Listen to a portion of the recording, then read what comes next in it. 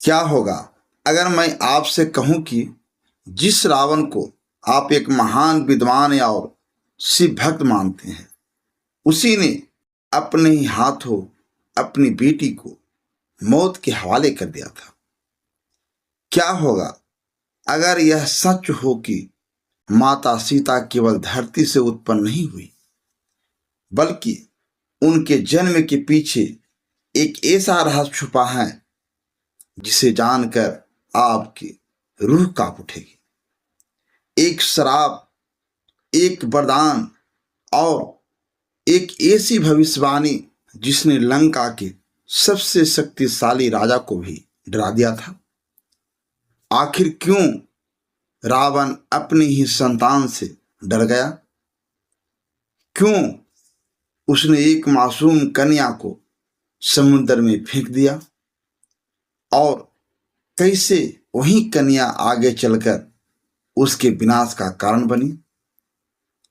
यह कहानी सिर्फ एक कथा नहीं है, यह धर्म और अधर्म के टकराव की वह सच्चाई है जिसे बहुत कम लोग जानते हैं।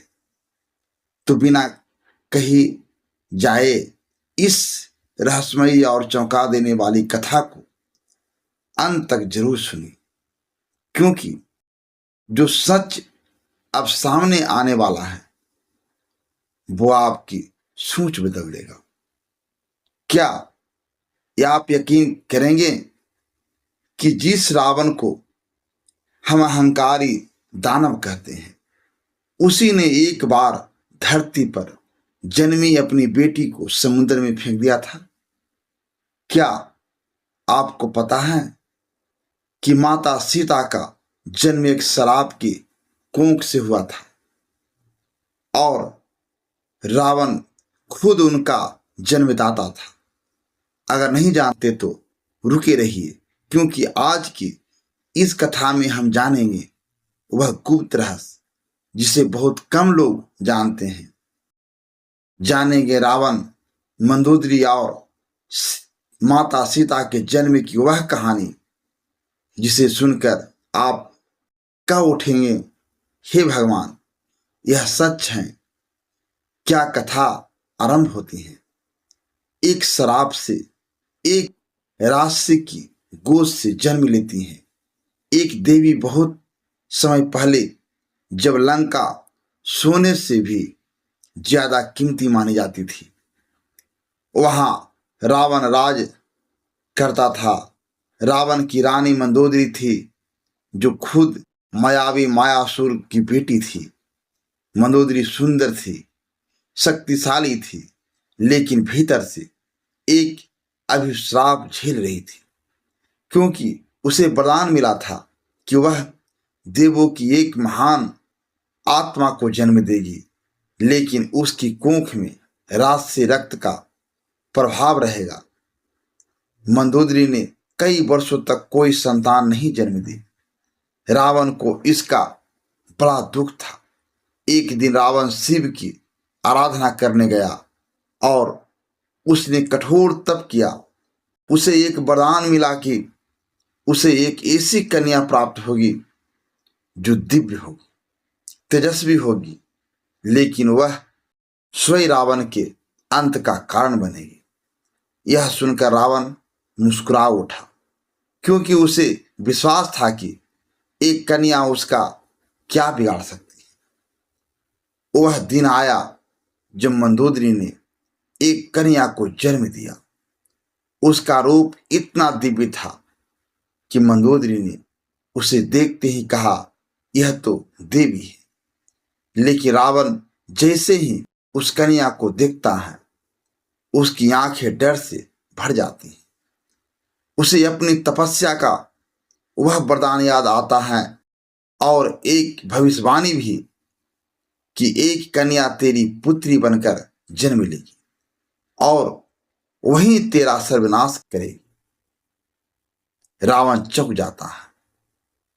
वह उस बच्ची की आंखों में देखता है और महसूस करता है कि यह कोई साधारण नहीं, यह देवी है। इसमें ब्रह्मा, विष्णु, महेश तीनों की शक्ति है। रावण एक क्षण के लिए सोचता है कि इस कन्या को पाल कर शक्ति का विस्तार करें, लेकिन अगले ही पल उसे वह श्राप याद आता है जिसमें कहा गया था, जिस दिन तुम इस कन्या को अपनाएगा उसी दिन से तेरा पतन शुरू हो जाएगा। रावण कांप जाता है और बिना किसी से कहे उस नवजात कन्या को उठाकर ले जाता है लंका के उस तट पर जहां समुंदर विकराल लहरों से गरज रहा था। फेंक दी गई देवी समुंदर में, पर सागर ने उन्हें अपनाया। रावण ने कहा, तू मेरी नहीं हो सकती, तू मेरे अंत का कारण बनकर जन्मी है। जा, अब इस संसार में कोई और तुम्हें अपना बनाए। और उसने उस दिव्य कन्या को उठाकर समुद्र में फेंक दिया। मंदोदरी चीखती रही, यह क्या कर रहे हो रावण? वह हमारी संतान है, वह देवी है। पर रावण ने कहा, नहीं मंदोदरी, वह देवी नहीं, प्रलय है मेरे लिए। पर क्या देवी को डुबो सकता था समुंदर? नहीं, समुंदर ने उसे अपने लहरों में समेट लिया। कहा जाता है कि नागों ने उसे सुरक्षित रखाया और बाद में धरती ने उसे जन्म भूमि में हल्की नोक से प्राप्त कराया। जनक को कोई संतान नहीं थी। वह प्रतिदिन शिव का जल अभिषेक करते थे और प्रजा की भलाई के लिए धरती जोतते थे। एक दिन जब उन्होंने हल चलाया तो धरती से एक कन्या निकली जो मुस्कुरा रही थी और एक दिव्य तेज उसके चारों ओर था। जनक ने कहा, यह तो देवी है। और तभी आकाशवाणी हुई, यह धरती पुत्री है जो रावण के पाप को समाप्त करने के लिए जन्मी है। जनक ने उस कन्या का नाम रखा सीता, क्योंकि वह हल के फाल से प्राप्त हुई थी।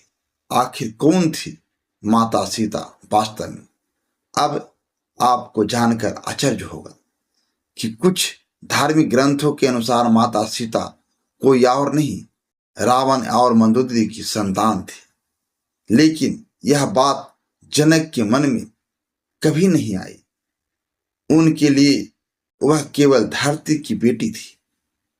पर इस रहस्य को खुद विष्णु जानते थे, इसलिए उन्होंने राम रूप में अवतार लिया, क्योंकि रावण को कोई आम योद्धा नहीं हरा सकता था।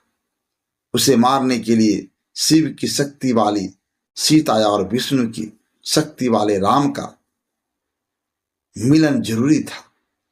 आपके मन में सवाल आ रहा होगा, अगर रावण जानता था कि यह कन्या उसके अंत का कारण बनेगी तो उसने मार क्यों नहीं दिया? क्योंकि वह कन्या कोई साधारण कन्या नहीं थी। वह त्रिदेवों की सम्मिलित शक्ति थी। उसे मारने की क्षमता रावण में नहीं थी। रावण चाहे जितना बलशाली था, पर वह जानता था कि जिसे ब्रह्मा विष्णु महेश की शक्ति ने भेजा है उसका अंत कोई नहीं कर सकता। इसलिए रावण ने बस एक प्रयास किया, उसे दूर फेंकने का।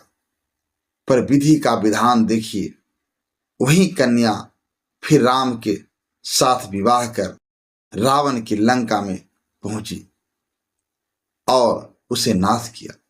कहते हैं जब मंदोदरी को पता चला कि सीता राम की पत्नी बनकर लंका आई तो उसकी आंखों से आंसू थमने का नाम नहीं ले रहे थे। उसने कहा, हे देवो, तुमने मुझे मां बनाकर भी मेरी गोद सुनी रखी थी। सीता को देखकर उसका हृदय रो पड़ा, क्योंकि उसे लगा जैसे उसकी अपनी बेटी सामने खड़ी है। लेकिन वह कुछ बोल नहीं पाई। वह जानती थी कि यही काल है जो रावण को समाप्त करेगा। जब रावण ने सीता का हरण किया, लेकिन हैरानी की बात यह है कि सीता ने एक बार भी उसे पिता नहीं कहा, क्योंकि वह देवी थी और उनका लक्ष्य था धर्म की स्थापना। उन्होंने सिर्फ राम को स्वीकारा और रावण को अधर्मी माना। जब रावण ने सीता का हरण किया तो वह उन्हें लंका ले गया, लेकिन पूरे रास्ते में और अशोक वाटिका में रहने के दौरान सीता ने एक बार भी उसे पिता पाला किया कोई सम्मानजनक संबोधन नहीं दिया। क्यों? क्योंकि वह जानती थी कि वह धर्म की विरुद्ध है। वह जानती थी कि रावण ने उन्हें जबरदस्ती लाया, जैसे उसने अहंकार बस अन्य स्त्रियों को भी अपनी कामनाओं का शिकार बनाया। सीता ने रावण को केवल अधर्मी, अनुचित या और मर्यादा भंग करने वाली ही कहा। उन्होंने चेतावनी दी, यदि तू मुझे छूता है तो भस्म हो जाएगा। मैं राम की पत्नी हूं और तुझ जैसे राक्षस के लिए अग्नि समान हो। उन्होंने स्पष्ट कर दिया, रावण तू चाहे जो भी रहा हो, पर आज तू अधर्म के मार्ग पर है। तू मेरा जनक नहीं, तू मेरा अपहरण करता है। माता सीता का जीवन ही धर्म का प्रतीक है। उन्होंने पृथ्वी से जन्म लेकर यह दिखाया कि कभी कभी अधर्म के परिणामों से ही धर्म उत्पन्न होता है, लेकिन उनका उद्देश्य कभी यह स्वीकारना नहीं था कि रावण उनका जनक था। उनके लिए जनक महाराज ही उनके पिता थे, क्योंकि उन्होंने स्नेह दिया, पालन पोषण दिया और जीवन के धर्म का मार्ग दिखाया। देवी सीता जानती थी, जिसने मुझे जन्म दिया, यदि वह भी अधर्म के पथ पर चला जाए तो वह मेरे लिए पूज्य नहीं रह जाता। यही कारण है कि जब रावण ने उन्हें विवाह का प्रस्ताव दिया तो उन्होंने हंसकर कहा, राम के चरणों में जिसने जीवन समर्पित किया हो, वह तुम जैसे राक्षस की पत्नी कभी नहीं बन सकती। उन्होंने रावण को हर बार याद दिलाया, तेरा विनाश निश्चित है, क्योंकि तू धर्म के विरुद्ध खड़ा है। जब रावण युद्ध में पराजित हुआ और राम ने उसका वध किया, तब वह क्षण केवल विजय का नहीं बल्कि धर्म की पुण्य स्थापना का था। कुछ कथाओं में कहा गया है कि अंत समय में रावण ने यह स्वीकार किया, सीता मेरी पुत्री समान थी और मैंने ही उसे अपवित्र भाव से देखा। यही मेरा सबसे बड़ा अधर्म था। पर तब तक बहुत देर हो चुकी थी। देवी सीता ने रावण के शव को देखकर कोई आंसू नहीं बहाया। उनके लिए वह एक पतनशील आत्मा थी, जिसने अपने ज्ञान, तप और शक्तियों का उपयोग अधर्म के लिए किया। जब युद्ध समाप्त हुआ तो राम ने सीता की अग्नि परीक्षा ली। कई आलोचक इसे अन्याय मानते हैं, लेकिन देवी सीता जानती थी, जिसने धर्म के लिए जन्म लिया है उसे हर अग्नि से गुजरना होता है। उन्होंने अग्नि में प्रवेश किया और अग्नि ने उन्हें शुद्ध और निर्दोष घोषित किया। यह दृश्य केवल स्त्री की पवित्रता का नहीं बल्कि धर्म के प्रति निष्ठा और आत्मबल का प्रतीक था। सीता देवी थी, न केवल राम की पत्नी बल्कि धर्म की परिभाषा उन्होंने जन्म लिया, अधर्म के परिणाम स्वरूप, लेकिन कभी उस अधर्म को स्वीकार नहीं किया। उन्होंने यह सिखाया, जिसने हमें जन्म दिया हो, यदि वह अधर्म का मार्ग अपनाए तो उसका त्याग ही सच्चा धर्म है। सम्मान केवल धर्म से मिलता है, जन्म से नहीं, और यही कारण है कि उन्होंने एक बार भी रावण को पिता नहीं कहा, न स्वीकारा और न ही कभी क्षमा किया। इस कथा से हमें एक गहरा संदेश मिलता है। कभी कभी जिसे हम त्याग देते हैं वही हमारे जीवन का सबसे बड़ा सत्य बनकर लौटता है। रावण ने जिसे समुद्र में फेंक दिया वही देवी बनकर उसकी मृत्यु का कारण बनी। तो देखा आपने, अहंकार कितना भी बड़ा क्यों न हो, अंत हमेशा सत्य और धर्म का ही होता है। जिसको रावण ने ठुकरा दिया वही उसके अंत का कारण बनी। यह कहानी सिर्फ एक कथा नहीं बल्कि एक सच्चाई है कि कर्म ही इंसान की असली पहचान होता है, जन्म नहीं। अगर इस कहानी ने आपके दिल को छुआ हो, अगर एक पल के लिए भी आपको सोचने पर मजबूर किया हो, तो अभी इसी समय इस वीडियो को लाइक जरूर करें और इसे ज़्यादा से ज़्यादा शेयर करें ताकि हर कोई इस सच्चाई को जान सके। कमेंट में जरूर लिखें जय सीता मैया, ताकि हमें भी पता चले कि आप हमारे साथ जुड़े हुए हैं। और अगर आप ऐसी ही रहस्यमयी, दिल को छू जाने वाली और ज्ञान से भरी कहानियां रोज सुनना चाहते हैं तो अभी हमारे चैनल को सब्सक्राइब कर लीजिए, क्योंकि यहाँ हर कहानी सिर्फ सुनाई नहीं जाती बल्कि दिल और आत्मा तक पहुंचाई जाती है। धन्यवाद।